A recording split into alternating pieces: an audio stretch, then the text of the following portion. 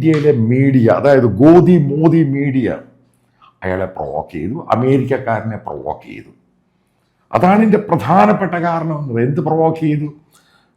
ഇന്ത്യയുടെ കാര്യം തീരുമാനിക്കുന്നത് അത് ഇന്ത്യ തീരുമാനിച്ചോട്ടെ. അതിനകത്ത് ട്രംപിനെ വലിച്ചഴിച്ചു, അമേരിക്കയെ വലിച്ചഴിച്ചു. ഒന്നാമത് ട്രംപ് ഒരു ഷോർട്ട് ടെമ്പറാണ്. അയാൾ എന്ത് തീരുമാനം എടുക്കുന്നതിൻ്റെ പകുതി കാര്യം ലോകത്തിന് അറിയത്തില്ല. ഇതാണ് പോകുന്നത്. അമേരിക്കൻ സെന്റിമെന്റ്സിനെ ബാധിക്കത്തില്ലേ? ഈ അർണബ് ഗോസ്വാമി എന്ന് പറഞ്ഞ യൂസ്ലെസ് ആണ് ഇത് മുഴുവനും ഉണ്ടാക്കി വെച്ചത്.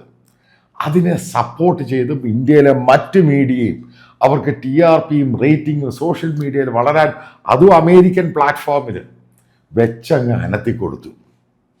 മോദി ഏതാണ്ട് സംഭവമാക്കി അങ്ങ് മാറ്റി, ട്രംപിനെ വട്ടനാക്കി മാറ്റി. അയാൾ വിടുവോ? അതാണ് ഇതിൻ്റെ പ്രധാനപ്പെട്ട കീ പോയിന്റ് എന്ന് പറയുന്നത്. ഈ അർണബ് ഗോസ്വാമിയാണ് ഇത് ഉണ്ടാക്കിയെടുത്തത്. അതിനെ മനസ്സിലാക്കുക? ആ അർണബ് ഗോസ്വാമിയുടെ ആ വീഡിയോ ഇന്ത്യയെക്കാളും വൈറലായത് അമേരിക്കയിൽ. ആരാണിത് വൈറലാക്കിയത്? ഈ H1B വിസാക്കാർ. ആരാണ് ഈ മോദിക്ക് അമേരിക്കയിൽ പോകുമ്പോഴും